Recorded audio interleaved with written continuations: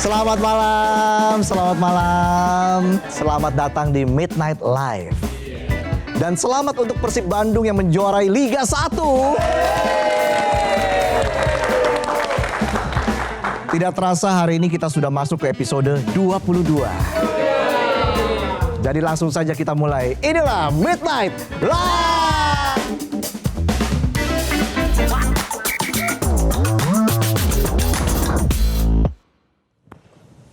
Kita langsung mulai ke informasi yang pertama ya. Selamat datang di berita yang selalu terang meskipun Bali dan Bekasi sempat gelap. Beneran mati listrik ini. Bukan Indonesia gelap. Tenang aja, Indonesia itu besar. Indonesia kuat. Indonesia cerah. Coba aja bangun pagi, kalau nggak cerah berarti mendung. Kalau nggak mendung berarti cerah. Kalau hujan balik selimutan lagi. Bicara soal mati listrik, setelah pada 2024 Sumatera gelap, beberapa waktu lalu giliran Bali dan beberapa wilayah di Bekasi yang blackout alias gelap-gelapan. Tapi penonton jangan sampai punya hubungan gelap ya. Di rapat bahas kerjaan, di DM bahas staycation.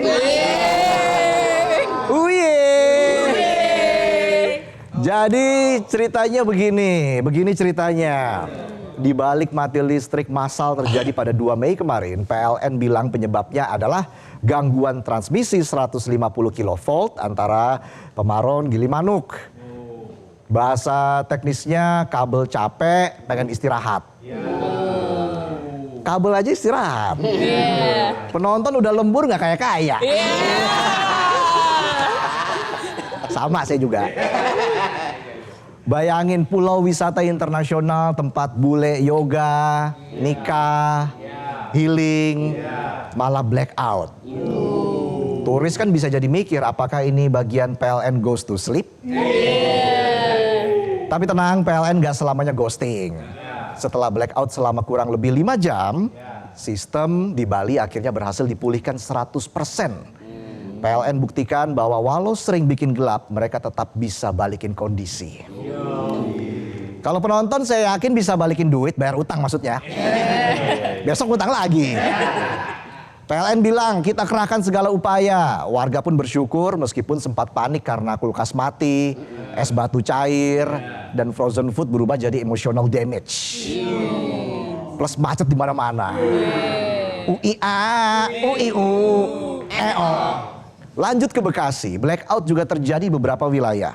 PLN bilang penyebabnya karena gangguan jaringan tegangan tinggi. Jadi yang tinggi-tinggi itu memang nyusahin rakyat ya. Harga tinggi, barang nggak kebeli.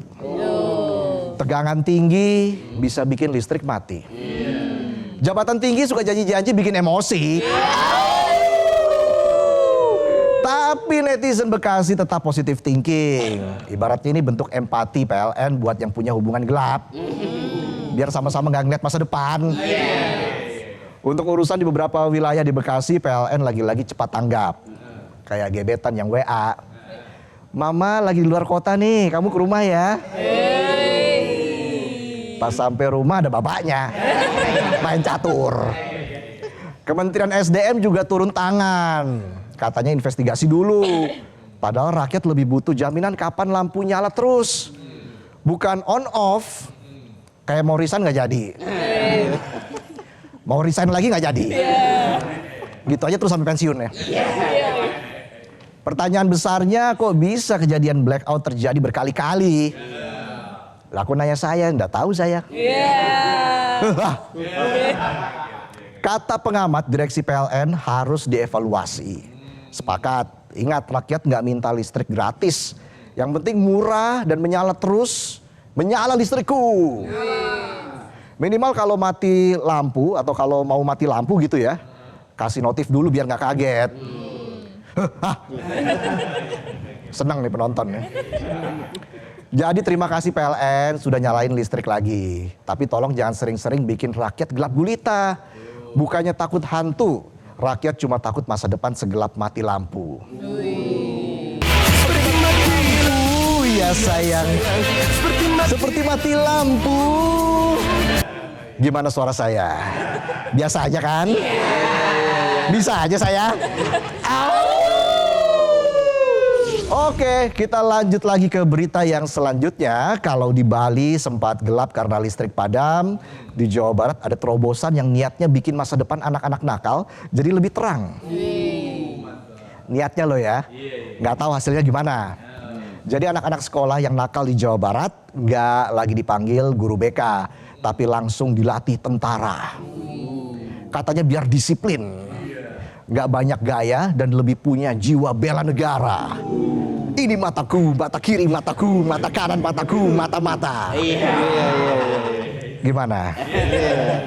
Pertanyaannya, spek anak nakal tuh gimana? Banyak lah, nggak cuma tawuran, geng motor, bolos, mabuk. Ats nggak nih? Kalau penonton mah nakalnya paling umpetin sendal nenek. Para bocil yang suka push rank Mobile Legends sampai subuh juga termasuk tuh. Jadi siap-siap aja habis push rank, paginya push up. Nggak bisa AFK lagi. Intinya program pendidikan militer ini bisa mengubah anak tongkrongan jadi anak binaan. Tentu kita positif thinking aja ya. Kalau TNI belum bisa sepenuhnya kembali ke barak, minimal diwakilin anak sekolah yang kembali ke barak. Program Gubernur Jabar ini kayak tren outfit kekinian. Pemkab dan Pemkot di Jabar langsung gercep ikutan. Bahkan ditiru sama wali kota Singkawang yang bakal kirim anak balap liar untuk dapat pembinaan. Siap-siap tuh tidur bareng knalpot. Digas-gas dah. Gimana lagunya? Numpak.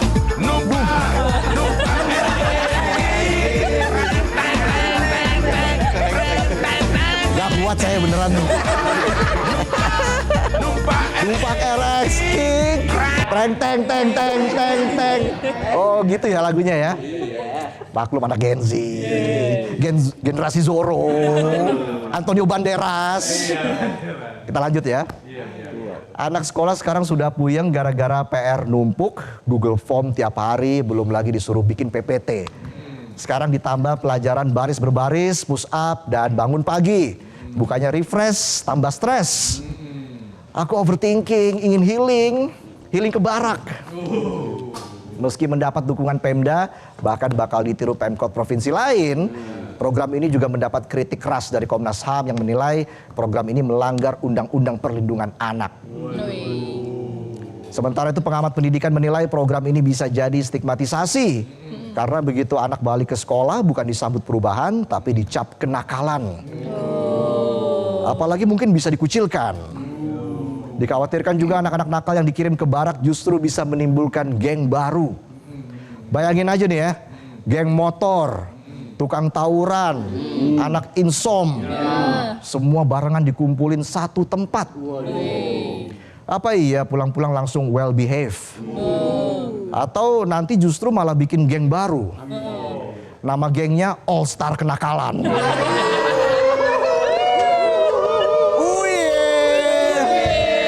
Gak nih?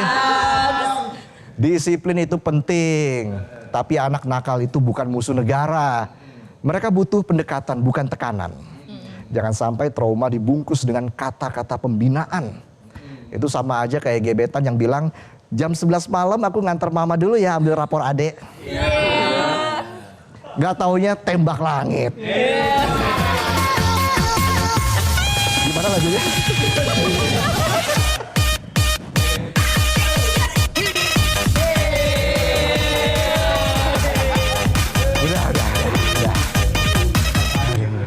Susah juga cari duit ya. Kalau semua yang nakal dimasukin barak, kita bingung milih bina anaknya atau pejabatnya sekalian. Kalau yang bolos sekolah aja dikirim ke barak untuk pembinaan, jangan sampai yang suka bolos janji kampanye malah dapat promosi jabatan. Kita lanjut lagi ya ke informasi selanjutnya dari program ngirim bocah nakal ke barak militer dan sebelumnya bahas blackout PLN yang bikin rakyat gelap-gelapan. Sekarang lanjut ke berita yang membuat rakyat terang-terangan lihat anggaran tusuk gigi 100 juta rupiah. Dan 15 kue tart 48 juta rupiah. Kenapa sih hal kecil gini harus bohong? Tusuk gigi men 100 juta rupiah. Ini buat bersihin gigi atau ngundang gigi? Semua itu bohong.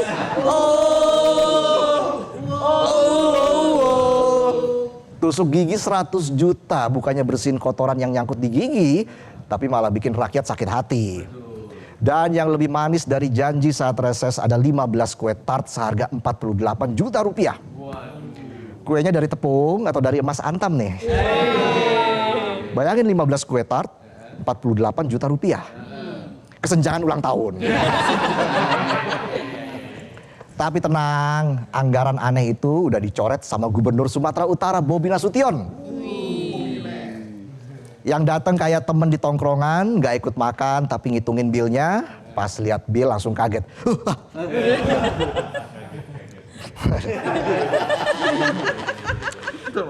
Tapi ya kita tetap harus waspada. Kadang anggaran aneh itu kayak mantan klingi ya. Udah diblok, nyuruh temen nanya kabarnya ya. Pakai nyuruh-nyuruh teman segala. Ngapain sih? Langsung dong. Meski anggarannya aneh, ini belum tentu korupsi. Bisa aja pejabat yang bikin anggaran giginya lagi sensi.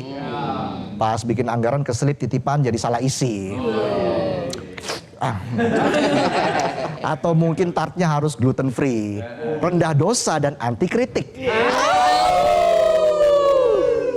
Rakyat itu udah cukup kenyang bukan sama kue tart tapi sama janji manis yang dikunyah pakai air mata cicilan.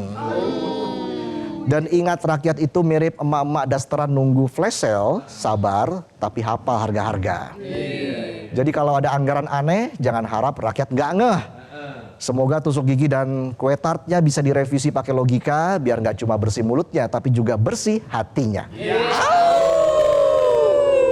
Masih ada lagi beritanya. Kita geser ke program yang katanya perlu evaluasi total karena penerapannya yang belum presisi. Jadi begini, saudara sebangsa setanah air dan sekotak nasi, kita kembali dikejutkan. Bukan karena harga beras naik, tapi karena kombinasi aroma khas menu MBG dan sirene ambulans. Program makan bergizi gratis atau disingkat MBG kini makin bikin gawat. Dari Nganjuk, Sukoharjo, Nunukan, Pandeglang, Waingapu di NTT, Batang, Cianjur, hingga yang terbaru di Bandung. Yang dikasih makan anak sekolah yang panik satu Indonesia. Ini serius loh ya. Jadi setelah 78 siswa dari 2 sekolah di Cianjur mendadak mual, muntah, dan pusing 7 keliling, giliran Bandung kena apes. Kata Kepala Dinas Kesehatan Kota Bandung, Pak Anhar Hadian, ada 342 siswa SMPN 35 Bandung yang keracunan usai menyantap hidangan dari program MBG. Berdasarkan pernyataan Pak Anhar, insiden keracunan massal ini berawal dari semangat catering MBG yang masak mulai jam 1 dini hari demi anak-anak sekolah bisa makan bareng. Menunya dikirim ke 4 sekolah, total 3.163 porsi. SD kebagian duluan jam 9 pagi, masih fresh, masih aman. SMP kebagian jam 11, udah mulai asem nih kayaknya ya. Nah SMA dapat jam 13.30, udah bau, tapi untungnya insting selamat mereka masih aktif jadi nggak dimakan. Nah puncaknya 342 siswa dan 2 guru SMPN 35 Bandung mengalami tour de toilet. Dengan gejala lengkap, muntah, diare, pusing, nyeri perut, bonus antre di toilet. Meski tahu makanannya ada yang aneh, mungkin mereka takut ditabok buzzer jadi tetap dimakan. Gue tabok. Makan kamu. Komplain, enak gak enak dimakan. Nah ente komplain. Sekaya apa ente? Bisa aja saya. Mana tepuk tangannya? Biar semangat. Meski mual-mual, untungnya nggak ada yang sampai dirawat di rumah sakit. Mungkin karena sudah cukup dirawat oleh rasa trauma dan bau makanan yang tak terlupakan. Pihak Dinkes pun langsung gercep, ambil sampel makanan buat dites di lab. Meskipun hasilnya kayak sinyal wifi di sekolah buffering lama bisa 10-12 hari. SPPG juga bakal dipanggil buat rapat evaluasi. Mungkin sekalian cari tahu, kok bisa makanannya jadi 4 sehat 5 diare? Dalam waktu kurang dari 12 jam. Program makan bergizi gratis ini awalnya digagas biar anak sekolah makin cerdas. Tapi kalau sering-sering mual, otak malah jadi majal. Majal tuh tumpul ya. Wali muridnya pun sebal. Kalau terus begini program MBG bisa jadi challenge, makan sambil was-was. Kayak buka chat mantan, minta balikan, tapi isinya tebak-tebakan. Mau tahu nggak tebak-tebakannya? Kenapa ginjal ada 2? Kalau 1 ganjil. Ada tebak-tebakan lagi nih. Sayur apa yang nggak pernah perang? Sayur mayor. Mayor udahlah. Lucu nggak lucu yang penting aman.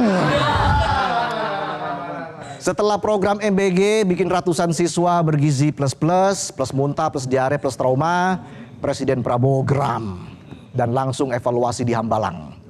Kepala Badan Gizi Nasional Pak Dadan dengan wajah penuh harap dan mungkin sedikit stres bilang, targetnya sekarang 0 accident. Sebuah cita-cita mulia karena kita semua sepakat makan siang itu sebaiknya nggak berujung jadi lomba estafet ke toilet. Rapat evaluasi juga ngebahas seleksi mitra catering yang lebih ketat. Jadi ke depan penyedia makanan MBG harus lolos uji kompetensi. Bisa masak, bisa jaga higienis. Dan minimal tahu bedanya sayur segar sama sayur ambiar. Sayur mayor. Balik lagi ke tebak-tebakan tadi ya.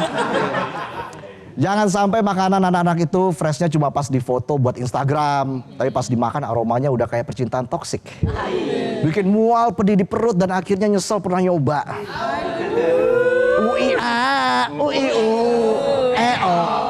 Jadi buat adik-adik yang masih sekolah SMP, SMA dan buat para orang tua yang anaknya masih PAUD, TK atau SD, jangan tanya apa yang negara kasih buat perutmu. Tapi tanya dulu, udah expire belum?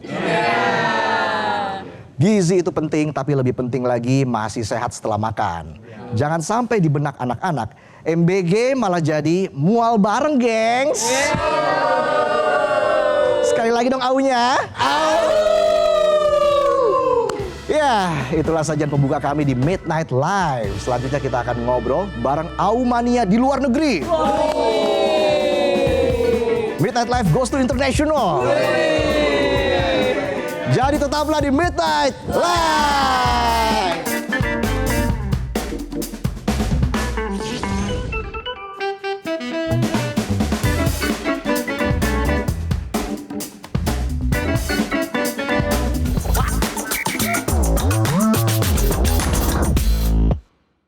Jelajahi cara baru mendapatkan informasi. Download Metro TV Extend sekarang.